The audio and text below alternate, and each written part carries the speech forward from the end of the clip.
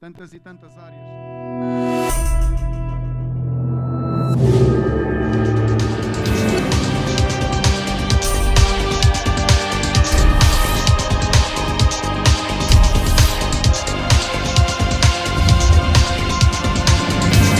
Para o Deus da esperança vos encha de todo gozo e paz na vossa fé.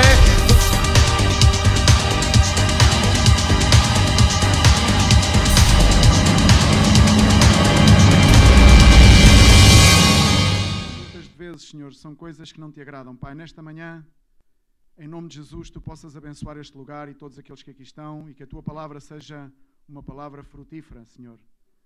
No nome de Jesus, amém. Vamos abrir as nossas Bíblias, quem tem Bíblia, no livro de Josué, capítulo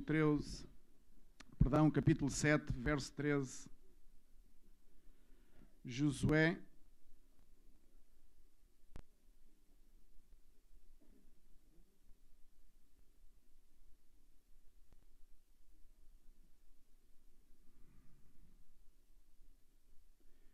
No verso 13.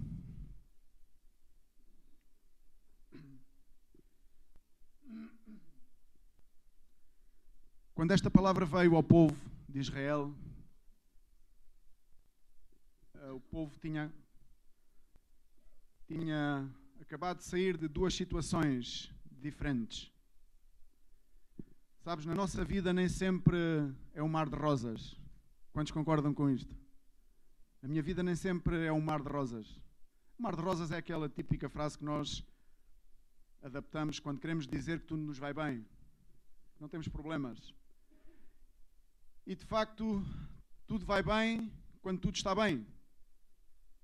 E neste então, a palavra de Deus diz que o povo de Israel tinha acabado de sair anteriormente de uma vitória sobre uma cidade tremenda. Deus tinha dado vitória sobre Jericó. Toda a gente sabe e conhece a famosa batalha de Jericó. Mas logo aqui, quando estamos a ler este verso, diz assim a palavra de Deus, vamos ler no verso 13, diz, põe-te, santifica o povo e diz, santificai-vos para amanhã, porque assim diz o Senhor, Deus de Israel. Há coisas condenadas no vosso meio, ó Israel. Aos vossos inimigos não podereis resistir enquanto não eliminardes do vosso meio as coisas, como é que diz aí? As coisas condenadas. Aqui diz, quando não eliminardes do meio de ti o anatema. Amém? Não poderemos resistir, não podereis resistir, dizia Deus ao povo de Israel, enquanto essas coisas condenáveis, enquanto os anatemas subsistirem dentro de vós. Neste tempo, Deus estava a falar para o povo. E como eu estava a dizer há pouco, o povo tinha vindo de uma vitória tremenda, de um milagre que Deus tinha concedido ao povo sobre a cidade de Jericó, de uma forma miraculosa. Como que ninguém esperando que o povo andasse somente à volta da cidade e tocasse a trompeta, que as muralhas poderiam ruir, podiam cair. Era algo miraculoso, era algo que o povo não esperava. E normalmente Deus age de maneira que nós muitas vezes não sabemos como é que vai ser, como é que vai acontecer. Mas diz que neste entretanto, quando esta palavra vem ao povo, a situação já era outra. Passado algum tempo, o povo vindo de uma vitória é confrontado com outra cidade, a cidade de Ai, muito menos numerosa, muito menos preparada, muito menos difícil de conquistar. E a palavra de Deus diz que sobre essa cidade, o povo de Israel não pôde vencer. Contra aquele exército, contra aqueles inimigos, o povo de Israel não pôde vencer. Aparentemente, contra Jericó, era quase impossível de vencer humanamente falando.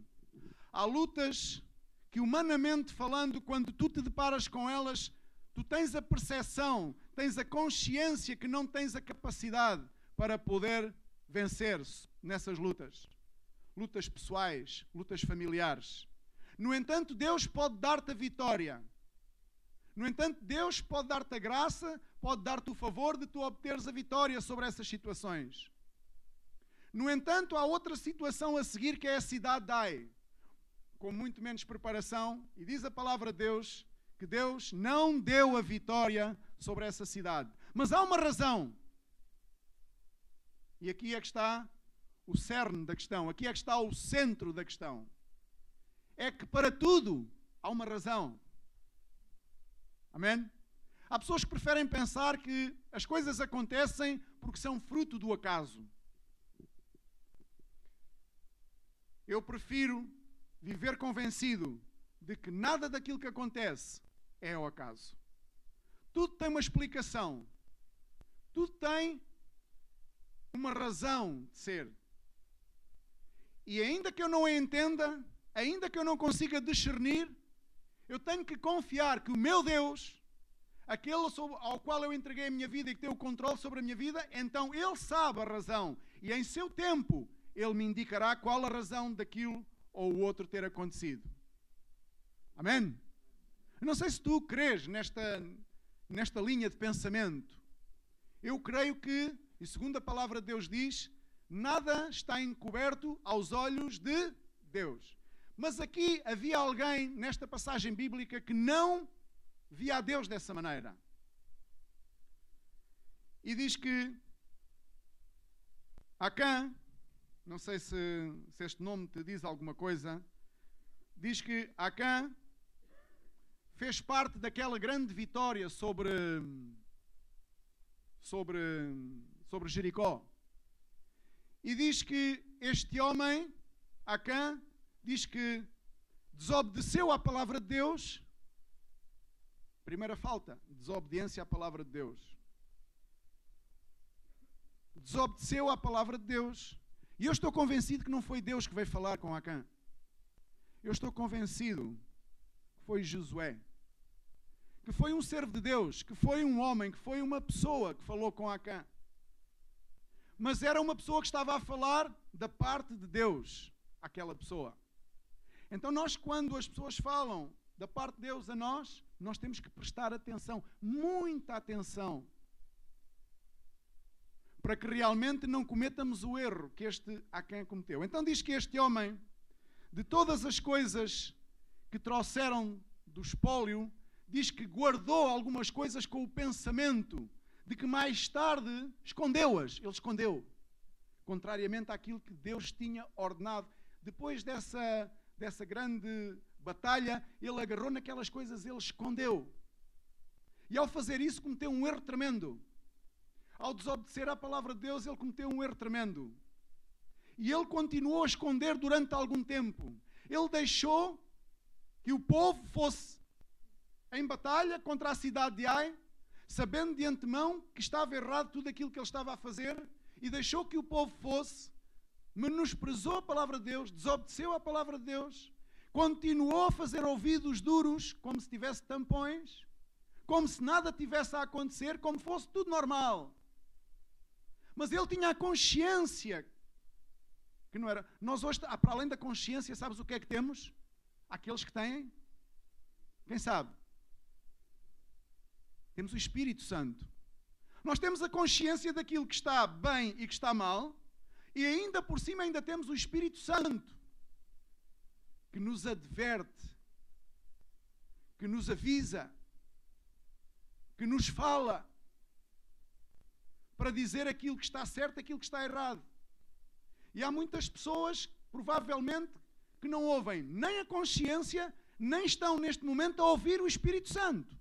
E isso é trágico, e isso é dramático, quando um filho de Deus deixa de ouvir, deixa de dar ouvidos à sua própria consciência, do bem e do mal, e ainda por cima, ao Espírito Santo entristeceu, já não o ouve. Então essa pessoa, ela está insensível. É tudo normal. Isto não é grave. A culpa é dos demais, a culpa não é minha. Eu não sei se já algum dia te deparaste com este tipo de pensamentos de pessoas. Este homem Acã, ele escondeu aquilo que ali na palavra de Deus dizia, o anátema, o anatema. Aquilo que estava a prejudicar aquilo que Deus falava que eram as coisas, como é que Deus dizia? As coisas condenadas ou condenáveis. Deus fala que havia no meio do povo coisas condenadas. E essa era a razão somente a razão pela qual Deus não favoreceu o povo, Deus não deu vitória ao povo. Essa era a razão pela qual o povo saiu de uma cidadezinha, de uma lutazinha, envergonhado, escorraçado. Imagina-te, venceram Jericó de uma forma miraculosa, mas porque realmente as coisas não estavam bem dentro do povo. Quando as coisas não estão bem dentro de mim, quando as coisas não estão bem dentro de ti, quando as coisas não estão bem dentro da família, algo vai acontecer. Isso vai trazer um reflexo. Quando dentro de mim há coisas que são condenáveis ou são condenadas, eu tenho a consciência e o Espírito Santo diz-me que são coisas condenadas e eu faço ouvidos mudos, isso vai trazer uma consequência. Nós temos que saber isto. Nós temos que saber que todos os passos que damos têm consequência. Eu não sei se tu sabes isso ou se tu passas por cima das águas em relação a esse assunto. Se tu tens levado a tua vida muito por a superfície, não vivas uma vida de superfície, não vivas uma vida superficial. Isto são situações muito profundas. Todo um povo recebeu o desfavor de Deus porque havia alguém que não estava preocupado em poder regularizar a sua situação diante do Senhor.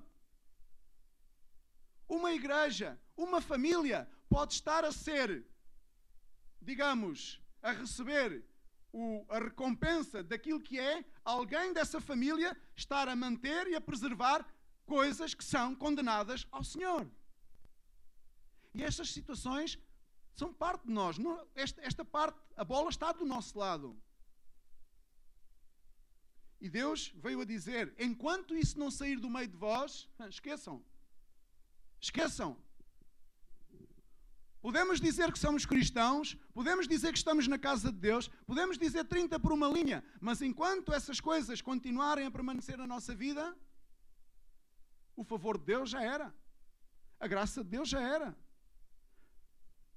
De Deus não se pode escarnecer. Toda a gente conhece este verso. Não podemos escarnecer de Deus. Não podemos menosprezar a realidade bíblica, a palavra. Não podemos escandalizar ao Senhor. Se nós detectamos que algo está errado na nossa vida, nós temos que fazer tudo e mais do que tudo para poder regularizar essa situação diante de Deus. E Acã estava aí no seu canto. Não dizia nada a ninguém. Aí estava com aquela história que tinha trazido do espólio das batalhas que tinham travado. Mais ninguém guardou o espólio, segundo o que relata a palavra de Deus. Mas Acã decidiu que aquilo não era problema. Aquilo iria trazer-lhe um favor na posteridade. Aquilo iria fazer com que ele mais tarde pudesse talvez ser um homem rico. Então ele guardou. E muitas vezes nós não nos damos conta do prejuízo que estamos a causar. E a realidade é que nós, quando estamos dessa maneira, Acã estando desta maneira, fez com que uns milhares de homens subissem a Ai e alguns ficassem lá caídos. Nós temos que ter a consciência que as nossas atitudes, as nossas ações têm um reflexo. Muitas das vezes esse reflexo não é só sobre a nossa própria vida, senão sobre a vida daqueles que nos rodeiam. Sobre a vida daqueles que nos rodeiam. De uma comunidade, de uma família, de um povo, de uma igreja, de uma casa. As nossas ações, a nossa forma de estar diante de Deus, ela pode influenciar os demais. Ela influencia seguramente os demais. E este homem estava a influenciar de uma forma negativa. E nós podemos, tal qual como ele, optar por viver ou em pecado ou fora do pecado. Este homem estava a viver em pecado e estava decidido a viver no pecado. Só que isso estava a causar um tremendo flagelo àqueles que o rodeavam. Morte, miséria. E ali estava ele escondido sem dizer nada, guardando o seu próprio pecado, guardando a sua história, guardando o seu problema, que provavelmente no início não achou assim um problema tão grande, mas depois esse problema começou-se a avolumar e ele já não tinha o controle sobre ele. E a palavra de Deus diz em 1 de João, capítulo 3, do verso 3 ao 6, se quiserem me acompanhar.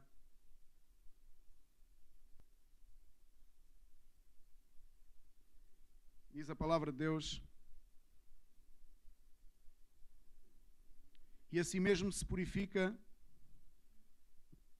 todo o que nele tem esta esperança. Assim como ele é puro, todo aquele que pratica o pecado também transgride a lei, porque o pecado é a transgressão da lei. Sabeis também que ele se manifestou para tirar os pecados, e nele não existe pecado. Todo aquele que nele permanece não vive pecando. Todo aquele que vive pecando não o viu nem o conheceu. Amém? Amigos, uma coisa é nós sermos pecadores e seremos até que o Senhor venha, até que o Senhor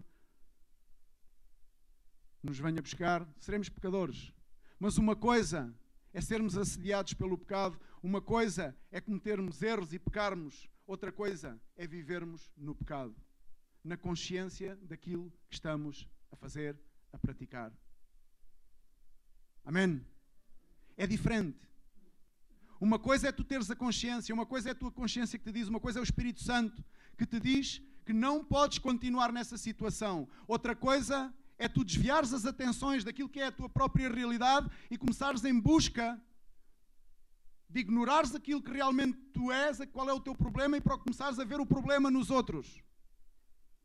Quando tu fazes isso e quando eu faço isso, somente estamos a tentar ludibriar-nos a nós próprios, a tentar ludibriar a Deus. Como que dizendo, a culpa de eu ser assim é dos demais. Não, nós temos a opção, nós temos o livre-arbítrio, disse Deus. Nós temos a opção de viver dentro ou fora do pecado. Amém? Essa é uma opção que Deus nos deu. Deus dá-nos a opção. Ele diz, como ele foi puro, todo aquele que nele permanece e nele vive pecando, todo aquele que nele vive pecando não o viu nem o conheceu. E diz a palavra de Deus, assim mesmo se purifica todo o que nele tem esta esperança. Assim como ele é puro, todo aquele que pratica o pecado também transgride a lei, porque o pecado é a transgressão da lei. Sabeis também que se ele se manifestou para tirar os pecados, e nele não existe pecado. Todo aquele que permanece nele não vive pecando.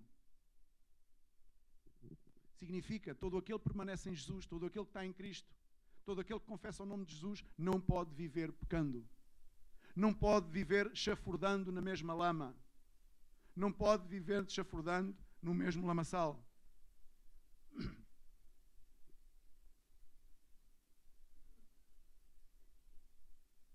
Este homem pensava que poderia esconder, continuar a esconder. A tendência de nós a tendência do ser humano, quando sabemos que temos algo errado, a primeira tendência é esconder. Verdade? Verdade ou mentira? Não sei se há aqui alguns que não sejam descendência de Adão.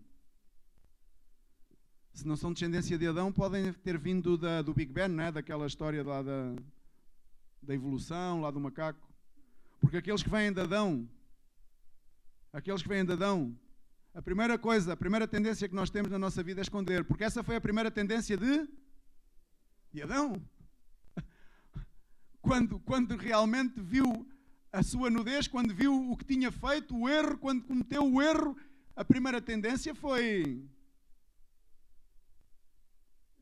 Foi quê? Esconder-se.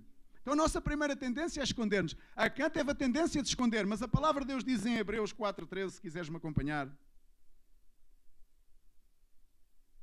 Eu prefiro que leamos um pouco a palavra do Senhor, senão eu falo, e não lemos a Bíblia. É bom que leamos a Bíblia. Diz 4:13.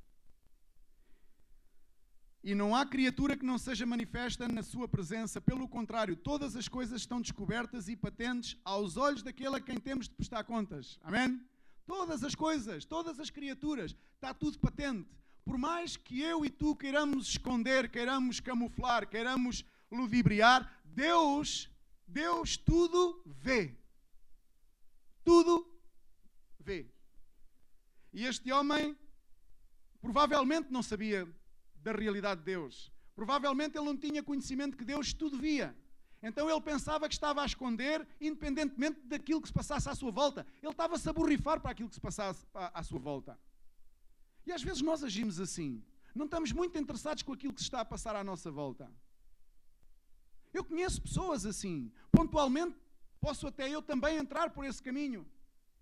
Mas a primeira atitude que temos que ter quando entramos pelo caminho de não querer saber do que se passa à nossa volta é sair na primeira estrada que encontrarmos, porque estamos no caminho errado. Há pessoas que façam o que façam, cometam o que cometam, vão negar até ao fim. Eu não tens provas. Já houve pessoas que me disseram, não tens provas. E tu estás-me a ver com cara de polícia ou de juiz para necessitar de provas para alguma coisa? Eu não te vou condenar, para que é que eu preciso de provas? Muitas pessoas já me disseram, mas tu não tens provas daquilo que me estás a dizer. Claro, as pessoas não sabem que eu não tenho provas, mas será que tudo tem que ser provável? Será que tudo tem que ser provado às pessoas? Será que quando Deus está a falar a uma pessoa, olha, há coisas em ti que estão erradas, olha, há coisas em ti que andas a fazer, andas a dizer, andas isto, andas aquilo, que estão erradas, tira isso da tua vida. Como é que tu sabes? Tu não sabes? Ninguém te disse isso? É mentira? Não é bem assim? Contaram-te a história de uma maneira errada? Não ouviste a minha versão? Ok, qual é a tua versão? Está arriscado o disco. É a mesma história. Não fui eu? Isso não faz mal? Não é bem assim? A culpa é dele, a culpa é dela, mas não é minha. E assim vivemos. E a palavra de Deus quer nos levar ao entendimento de que Deus tudo vê, Deus vê principalmente o nosso interior e quer que nós sejamos pessoas que nos exponhamos a Ele para que Ele possa libertar-nos. A única razão de que é bom que digamos a verdade, que nos confessemos uns aos outros conforme a palavra de Deus diz, é para que realmente haja libertação nas nossas vidas. As pessoas pensam que ao estar a confidenciar uma verdade, ao estar a libertar-se de uma verdade, pensam que que vão ser condenadas, que vão ser castigadas. Ontem falava com alguém que me dizia, pois, para me castigar. Não é para te castigar, é para te libertar. Infringiram-me isto e aquilo e o outro para me castigarem. Não. Há maior castigo do que uma pessoa viver dominada pelo pecado? Não há maior castigo. O maior castigo da humanidade, o maior castigo que está sobre a humanidade é que a luz veio ao mundo, mas o mundo rejeitou E esse é o maior castigo que nós infringimos a nós próprios. O maior castigo daqueles que não creem em Cristo, não aceitam a Jesus, já está na situação de não aceitarem a Jesus. Esse é o maior castigo do ser humano. E as pessoas pensam que quando são disciplinadas, quando são corrigidas, que isso é para castigar. Isso não é para castigar, isso é para libertar. É o oposto. E Acã não sabia disso. Então a palavra de Deus veio ao servo de Deus e o servo de Deus foi desvendar a situação, foi ver onde é que estava. Entrou dentro do arraial, entrou concretamente no sítio que estava podre. Quando tu tens que entrar num sítio que está podre, é complicado. Quando tu tens que entrar num local que está nauseabundo, que cheira mal, que tens que olhar para os pés para ver onde é que pisas, para ver se não consegues suportar aquele cheiro, é complicado. Mas é necessário que nós tenhamos a capacidade de entender. Muitas vezes vamos ter que mexer em sítios que cheiram mal, porque há feridas dentro do arraial, dentro de uma família, dentro de uma pessoa. São feridas que já estão a apodrecer. E essas feridas têm que ser curadas. E isso só acontece quando a ferida é curada. A ferida só é curada quando, na verdade, alguém entra, expõe a ferida e começa a tratar dela. Há pessoas, eu vou-te dizer, antigamente acontecia mais. Hoje acontece menos. Na altura dos meus avós e dos teus avós, provavelmente, muitas pessoas acabavam por morrer sem saber do que morriam. As pessoas tinham receio de ir ao médico. As pessoas começavam a sentir dores e as dores aumentavam, muitas vezes com feridas expostas, e a pessoa não ia ao médico. Acabava por morrer precocemente. Porquê? Porque não foi tratada. Hoje em dia está um pouco diferente, mas ainda existem pessoas que querem continuar a camuflar aquilo que está a causar dor, aquilo que está a causar ferida, aquilo que é mau aos olhos de Deus e que está a impedir que a graça e que o favor de Deus possa vir sobre essas vidas, sobre essas famílias, sobre esse povo. Então é necessário que nós estejamos dispostos a ser tratados. Efésios 5.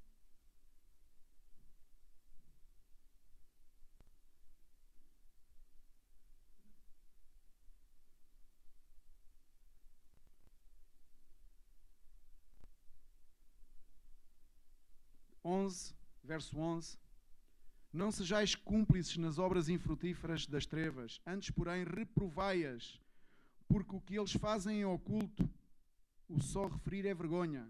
Mas todas as coisas, quando reprovadas pela luz, se tornam manifestas, porque tudo que se manifesta é luz, pelo que diz: desperta, ó tu que dormes, levanta-te de entre os mortos e Cristo te iluminará. Amém? As coisas ocultas, as coisas das trevas são terríveis. Não permaneçamos em trevas e em oculto com as coisas. Há uma oração do rei David que é tremenda. A uma dada altura, depois do rei David ter cometido a barbaridade de horrores que cometeu, David ora ao Senhor, e sabes o que é que o David pede ao Senhor? Pede a Deus que lhe revelasse na sua própria vida coisas que estivessem ocultas e que ele não conseguisse identificar. E nós devemos pedir ao Espírito Santo para fazer o mesmo connosco. Amém? Mas quantas vezes fazemos isso? Quantas vezes achamos que é em nós que está a situação, é em nós que está o resolver as coisas? Parte de nós. Ainda a semana passada se compartilha aqui, fala-se aqui, parte de nós a resolução das coisas, não parte dos demais. Não são os demais, somos nós. E eu compartilhei aqui há cerca de umas semanas atrás. É em nós que está a chave da situação. Está em nós o querer avançar, estagnar ou regredir. Andar para trás. Porque aquele que estagna começa a andar para trás. Está em nós. As coisas ocultas são reprovadas pela luz. Mas quando a luz chega, essas coisas tornam-se manifestas.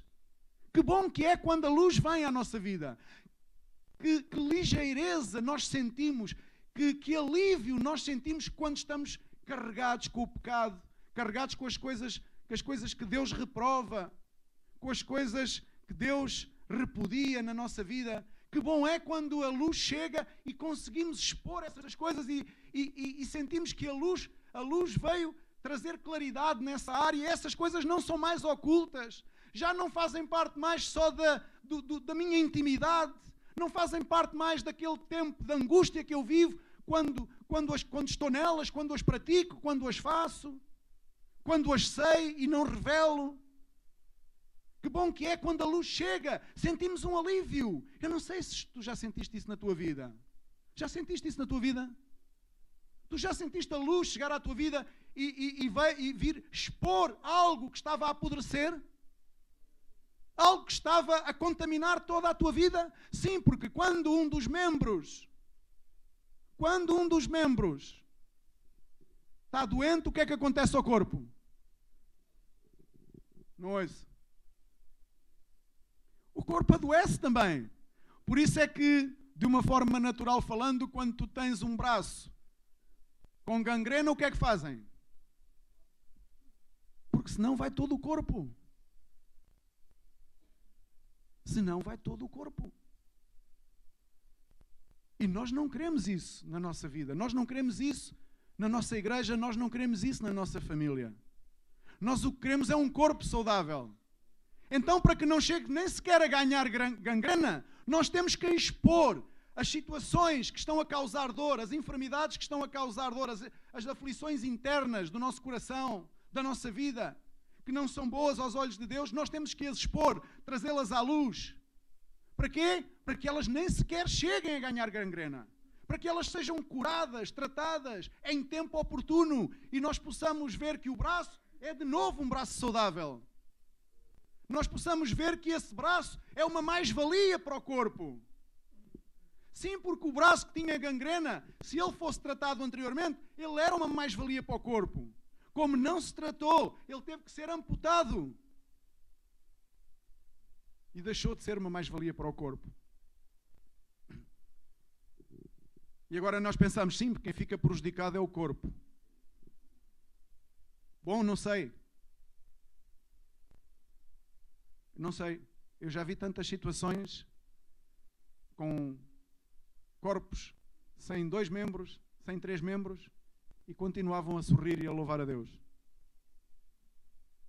Não sei se é assim tão importante. Enquanto está no corpo, todos os membros são importantes. Enquanto estão no corpo. Por isso, irmãos, vamos tratar as feridas, vamos expor à luz as feridas. Vamos buscar essa luz nessas áreas que nós não estamos a conseguir vencer. Não sejamos mais ignorantes e andemos como meninos inconstantes, levados por todo o vento de doutrina, deixando-nos convencer a nós próprios que aquilo que estamos a fazer é normal. Isso não é normal porque é culpa do outro, porque é culpa da outra, porque é culpa não sei quê, porque é culpa. Começamos a dar toda a volta. Quando na verdade somos nós que não temos a capacidade de reação e dizer, eu tenho uma ferida, eu tenho uma situação, eu quero curar, eu quero ser de novo aquele homem que conheceu a Jesus, entregou a vida a Jesus e dava a vida incondicionalmente. Amava a Jesus, amava a minha família, amava os irmãos, não tinha preconceitos, não tinha restrições para com ninguém e estava disposto a tudo para fazer a obra. Hoje não. Hoje sou uma pessoa cabisbaixa, hoje sou uma pessoa obscurecida, hoje sou uma pessoa que só me alegro quando as coisas vão bem, quando as coisas vão mal, penso que a culpa é dos outros todos. E eu creio que não devemos viver assim, porque essa não é com certeza a vontade de Deus. A vontade de Deus é que saibamos, como Paulo, estar na abundância e na escassez, naquilo que é bom, naquilo que é menos bom. Amém? Aprender a estar em tudo, mas prioritariamente aprender a viver uma liberdade em Cristo Jesus. Tiago 4:1 diz a palavra do Senhor e faz aqui uma alusão às guerras e às batalhas. Diz a palavra de Deus: de onde provêm as guerras, as contendas que há entre vós? De onde, senão dos prazeres que militam na vossa carne? Faz esta pergunta. De onde provém as situações? De onde provém as situações da tua família? Aquilo que tu estás a viver agora no teu seio familiar. Eu sei, quando vivo momentos na minha família, eu procuro identificar aonde é que está a razão desses momentos da minha família. E nós todos devemos estar preocupados em entender qual a situação que nos está a levar a viver da maneira em que estamos a viver. Porque seguramente, se estamos a viver de uma forma errada, alguma coisa aconteceu. Alguma coisa nos levou aí. Se o povo tinha vencido em Jericó, uma cidade tremenda, e venceram de uma forma miraculosa, sem grande esforço físico, como é que sobem a Ai com muito menos habitantes, muito menos preparados, e saem de lá com o rabinho entre as pernas, deixando mortos para trás, inclusive? Como é que isto acontece? Acontece porque havia graça de Deus e favor de Deus que já não estava naquele lugar. Acontece porque Deus estava triste. Acontece porque o Espírito Santo de Deus se entristeceu. Acontece porque as pessoas, aquele povo, estava a viver de uma forma desordenada e alguém tinha que fazer alguma coisa. E Deus teve que intervir e teve que agarrar num homem e dizer: vai lá assim, assim, assim, porque aquilo ali está errado. E eu não vos vou dar graça, favor, vitória sobre os vossos inimigos enquanto permaneceres da maneira que estão a permanecer. E temos de ter atenção nestas coisas. Não basta somente vir à igreja. Não basta somente ler a Bíblia. Não basta somente orar. Tem que se ver onde é que está o erro, onde é que estamos a errar. Como é que é a nossa conduta? O que é que andamos a esconder? De quem é que queremos esconder? De mim podes esconder muita coisa, eu posso esconder muita coisa de ti. Mas eu tenho a consciência que de Deus nada poderei esconder. E tu deverás ter a consciência que também do Senhor nada poderás esconder. De quem esperas o favor para esconder? Escondes de mim porque esperas que eu te dê um favor? Estás equivocado. Tudo aquilo que eu te possa dar ou favorecer não é nem de longe nem de perto uma milésima parte daquilo que Deus te pode dar e favorecer. Por isso não é de mim, não é das autoridades, não é dos homens que tu tens que aprender a esconder, que tu tens que aprender a contornar, mas sim de Deus é que tu tens que ter a preocupação de tudo expor, para que realmente venha a luz sobre a nossa vida, de uma forma geral. Então de onde é que vêm as guerras? Não é dos prazeres da carne? Não é do teu prazer pessoal em fazer isto, em fazer aquilo, em fazer o outro? Não será que tu estás voltado para dentro de ti e estás a descurar aquilo que se passa à tua volta? Estás concentrado em favorecer a tua carne, em dar prazer à tua carne, em olhar somente pelo teu ideal, pelo teu conceito? Crees que tens razão em tudo? Será que é por isso? Porque aqui a palavra de Deus diz, porque é que será que há guerras, que há contendas? Não será pelos prazeres que militam na vossa carne? Que militam. Militam vem da palavra militar. Aquele que se milita com o Senhor não se pode militar com mais ninguém. Não podemos andar a fazer vários tipos de guerras.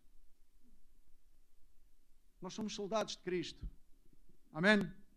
Tu és um soldado de Cristo? Põe o teu braço no ar se tu te sentes um soldado de Cristo. Glória a Deus. Deus te abençoe nesta manhã. Dá-lhe um aplauso. Porque tu és um soldado de Cristo. Foste chamado para ser um soldado. Eu fui chamado para ser um soldado. 1 de Pedro capítulo 2, verso 11.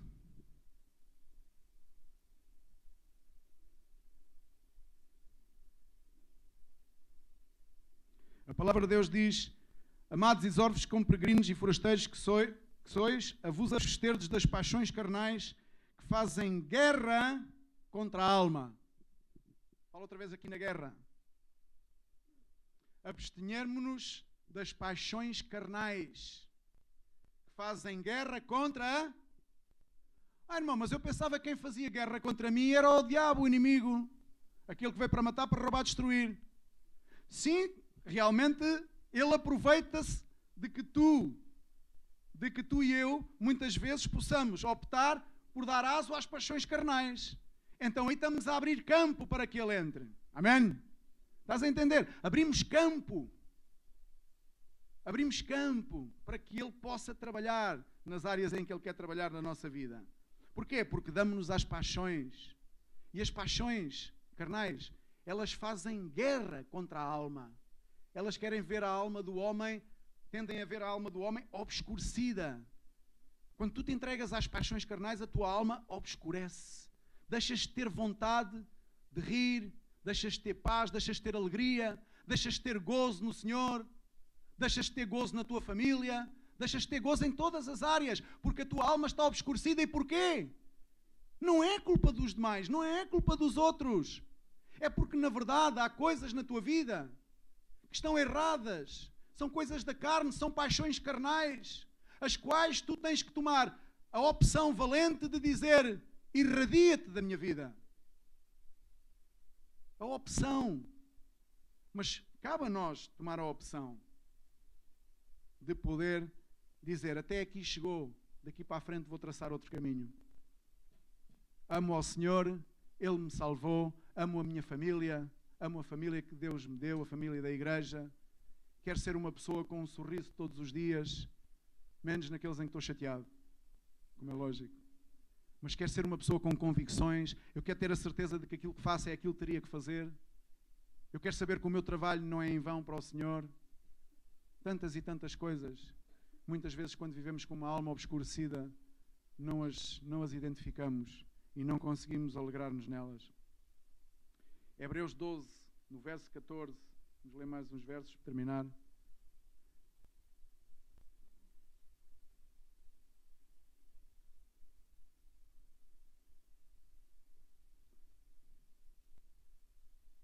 Diz assim a palavra de Deus: segui a paz com todos e a santificação, sem a qual ninguém verá o Senhor, atentando diligentemente, porque ninguém seja faltoso, separando-se da graça de Deus, nem haja alguma raiz de amargura que, brotando, vos perturbe. Olha o que nos afasta da graça de Deus. Raiz de amargura. que brotando vos perturbe e por meio dela muitos sejam contaminados. Olha o que faz uma raiz de amargura no coração de um homem e de uma mulher. Começa a contaminar os demais. Não, eu sou boa pessoa, eu não dou maus conselhos. E quando não tenho conselhos para dar, fico calado. Irmão, uma pessoa que viva com uma raiz de amargura diariamente não precisa nem sequer de abrir a boca. Cheira. Uma raiz de amargura. Uma pessoa que esteja a viver debaixo de uma raiz de amargura, com um coração amargurado, não precisa nem sequer de abrir a boca para contaminar os demais. Só o cheiro é suficiente. Transpira. A raiz da amargura transpira. E por meio dela muitos sejam contaminados. Nem haja algum impuro ou profano, como foi Esaú, o qual por um repasto vendeu o seu direito de primogenitura, pois sabeis também que, posteriormente, querendo herdar a bênção, foi rejeitado, pois não achou lugar de arrependimento, embora com lágrimas o tivesse buscado. Irmão, aqui fala de uma pessoa, Esaú, que toda a gente sabe a história, que por um prato de lentilhas, não é? E às vezes nós na vida é assim, estamos a descurar realmente a riqueza de Deus na nossa vida por uma coisa carnal, por algo que não queremos dar valor, que não queremos dar importância. Vou agora dar importância a esta situação ou aquela situação. Não, isto não é tão importante assim. Estão a dar, já ouvi esta frase assim, estás a dar mais valor àquilo que não deves do que àquilo que deves. Dizem-me, às vezes já me têm dito assim, não sei se a ti já te disseram. Quando tu estás a apontar uma ferida a uma pessoa e a pessoa está a sentir que o dedo está a entrar na ferida, a pessoa diz assim, mas tu estás-me só a dar valor àquilo que realmente não tem valor. O que tem valor são outras coisas. Não, o que tem valor é a ferida. O que tem valor é aquilo que está a fazer com que a tua vida esteja como esteja. O que tem valor é o pecado, é a situação menos profana, é a situação menos santa que tu estás a viver na tua vida. E isso é o que está a condicionar todo o outro tipo de situações à tua volta. E Esaú menosprezou esta situação. E depois diz a palavra de Deus que ele tentou com lágrimas. E isto aqui é um perigo tremendo. É um perigo quando o Filho de Deus chega a uma situação que de tal maneira tem o coração tão cauterizado que já não consegue arrepender-se, que já não consegue ter a graça de Deus para realmente ir ao arrependimento e receber o perdão. Amém? Não deixes que isso aconteça na tua vida. Não deixes que o coração se cauterize por uma raiz de amargura, por aquilo que seja que esteja escondido na tua vida. Não deixes que o teu coração se cauterize. Não deixes que as coisas passem a ser normais. Porque um coração cauterizado, empedernido, leva aqui uma pessoa, veja, aquilo que é mal diz que está bem e aquilo que está bem diz que está mal. Perdemos a visão, perdemos a noção da realidade. Tudo aquilo que gira à nossa volta está tudo mais ou menos bem. Cometemos erros primários. E achamos que são erros comuns. Mas quando cometemos erros primários, significa muitas vezes que temos um coração cauterizado, temos uma visão entorpecida e já não conseguimos ver a realidade. Já não conseguimos ver segundo a visão de Deus. Já não conseguimos identificar o pecado. Já não conseguimos identificar onde é que está o erro. Já não conseguimos identificar nada. É tudo normal. É tudo normal. E esse é um problema. Significa que estamos a afastar-nos e já não temos a capacidade de voltar atrás. Diz que Esaú nem com lágrimas se pôde arrepender. Nem com lágrimas. Diz a palavra de Deus em Provérbios 14, 12.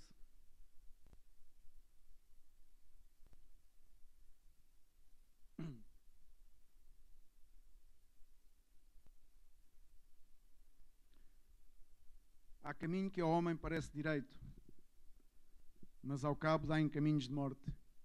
Tu conheces esta passagem bíblica? Amém? Muitas vezes a nós o caminho parece-nos direito, parece-nos um bom caminho. E isso é um perigo, porque sempre temos que estar atentos se o caminho que estamos a pisar será um bom caminho. Provavelmente, para Acã, aquela era uma situação normal. Ele achou-se no direito de trazer espólio e guardá-lo para favorecer a si e à sua família. Mas aquele não era o propósito de Deus, não era o plano de Deus. E ele furou todas as regras. Ele rejeitou toda a palavra de Deus e achou por bem fazer aquilo que achava que tinha direito a fazer. Não se importou, nem se preocupou em tudo aquilo que estava a acontecer à sua volta, que era por sua responsabilidade. Nesta manhã que tu possas saber que tudo aquilo que tu fazes tem um efeito mais à frente. Tudo aquilo que tu dizes, tudo aquilo que tu fazes, as tuas ações, as tuas atitudes, as nossas ações, as nossas atitudes têm um reflexo mais lá à frente. E há hoje muitas pessoas que podem dizer isso mesmo. Se eu soubesse aquilo que sei hoje, alguns dizem, se eu soubesse aquilo que sei hoje. Ai, amigo, se eu soubesse aquilo que sei hoje. Hoje Deus está-te a falar, não precisas de saber ontem aquilo que sabes hoje. Precisas de aprender hoje aquilo que Deus está a falar. Hoje é o dia que Deus está-te a falar. Hoje é o dia em que tu tens que realmente rejeitar aquilo que dentro de ti está errado, que é condenável aos olhos de Deus e que está a influenciar provavelmente a ti, provavelmente a tua família, provavelmente um grupo de pessoas, uma congregação, provavelmente o trabalho que tu fazes, os colegas com quem trabalhas no teu dia-a-dia, provavelmente essa tua situação está a prejudicar. Então hoje é dia de podermos limpar, de podermos nos arrepender dessa situação e desse pecado. Porque o Senhor veio para purificar e para limpar. Podemos optar por ignorar. Podemos optar por ignorar, fechar os nossos olhos à realidade. Mas de olhos, eu creio que de olhos vendados e de olhos fechados, já percorremos muito caminho. Deus trouxe-nos para a sua maravilhosa luz. E é nessa luz que temos que andar. É nesse caminho que temos que andar. É na luz. Para que realmente tudo venha ao de cima e possa ser tratado aquilo que há para tratar.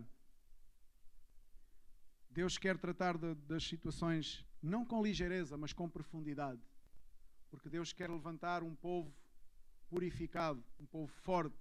Não um povo com membros com gangrena, membros que não podem fazer isto, membros que não podem fazer aquilo porque estão doentes. Aquele não pode fazer aquilo porque está doente nesta área. O outro não pode fazer aquilo porque está doente naquela área.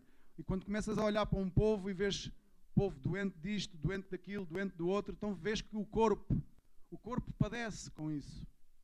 O corpo tem que estar sempre em conjunto, caminhando somente numa direção, mas muitas vezes há membros do corpo que realmente dificultam esse andar. Dificultam porque realmente não querem expor a sua situação, não querem tratar-se. Preferem deixar apodrecer e deixar cair o membro. E isso é errado. Por isso eu te digo, no nome de Jesus, que tu possas receber esta palavra e possas analisar as áreas da tua vida na qual necessitam que Deus possa limpar, que Deus vá com a sua luz e possa iluminar essa área, trazê-la ao de cima e começar a tratar dela. Porque Deus tem um bálsamo especial para isso. Um bálsamo especial que cura, que purifica. Vamos colocar-nos de pé.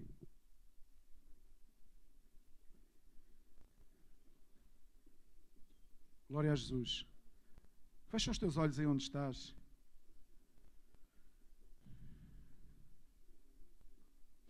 A palavra de Deus incentiva-nos a orar uns pelos outros e a interceder e a confessar-nos uns aos outros para que oremos uns pelos outros. Eu nesta manhã gostaria de orar por ti. Gostaria de orar por ti. Para que possamos, na verdade,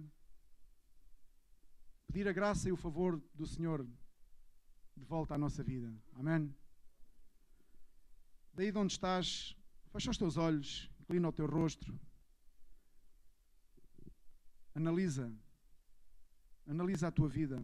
Identifica, segundo a tua consciência e segundo o Espírito Santo de Deus, porque o Senhor está aqui neste lugar, identifica as áreas da tua vida que provavelmente necessitam que Deus possa restaurar, limpar, lavar. Porque o Senhor vai fazê-lo. Porque a palavra de Deus diz que o Senhor está à porta e bate. E se tu ouvires a sua voz, Ele entra. E quando Jesus entra num local, quando Jesus entrou no templo, Ele tratou de limpar o templo. Ele tratou de repor aquilo que estava errado. Ele tratou de consagrar de novo aquele lugar, aquele templo, para aquilo que na verdade ele tinha sido construído, pensado. E nós somos templo do Espírito Santo. Tu és templo do Espírito Santo. Então eu nesta manhã quero pedir o favor de Deus sobre a tua e sobre a minha vida, para que Deus venha realmente restaurar, limpar aquilo que na verdade está a sujar, está a contaminar. Pai, no nome de Jesus, Tu conheces cada coração, cada templo aqui nesta manhã, Senhor. Nesta manhã, Senhor, há pessoas aqui, Senhor, que necessitam que Tu possas entrar nas suas vidas e possas restaurar corações. Pai, no nome de Jesus, que Tu faças essa obra nesta manhã, Pai. Nós reconhecemos, Pai, que temos pecado contra Ti, temos pecado uns contra os outros, temos contaminado a nossa vida, Senhor, com os prazeres carnais. Mas nesta manhã, Pai, nós entregamos todo o nosso ser em Tuas mãos, entregamos o nosso coração, Senhor, entregamos a nossa alma, a nossa vida, Senhor, porque Tu nos chamastes para habitares em nós, Senhor. Tu nos chamastes para fazer morada nas nossas vidas, para Te deleitares em nós e conosco em todo o caminho, Senhor. Pai, no nome de Jesus, que a Tua palavra possa estar agora, Senhor, a tocar corações, Pai, no nome de Jesus. Que possa haver aqui, Senhor, arrependimento genuíno e verdadeiro, Pai, e que o Espírito Santo de Deus possa, Senhor, trazer convencimento, Senhor, convicção de pecado, Senhor, para que, na verdade, o Teu templo, o lugar da Tua presença, Senhor, seja limpo e seja restaurado pelo poder da Tua palavra, Senhor, na unção do Espírito Santo, Pai. Senhor, tem misericórdia dos Teus servos, Pai. Tem misericórdia de cada família aqui representada, Senhor. Tem misericórdia de cada homem, de cada mulher, de cada jovem, Pai. Senhor, que o Teu favor e que a Tua graça, Senhor, seja derramada sobre este lugar, Jesus. E principalmente, não somente sobre este lugar, mas sobre cada pessoa, Senhor. Sobre cada vida, Pai. No nome de Jesus, ajuda-nos a identificar, Pai.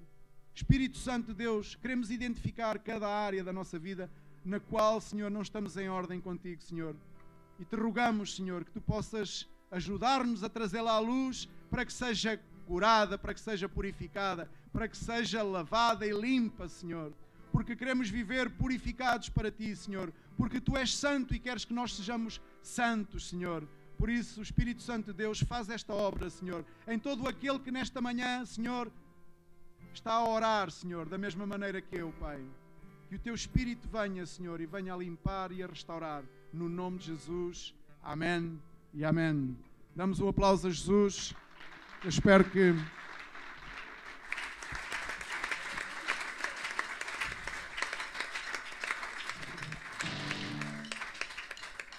Eu espero que a obra do Senhor se possa efetivar. Amém? Nas nossas vidas. Glória a Jesus.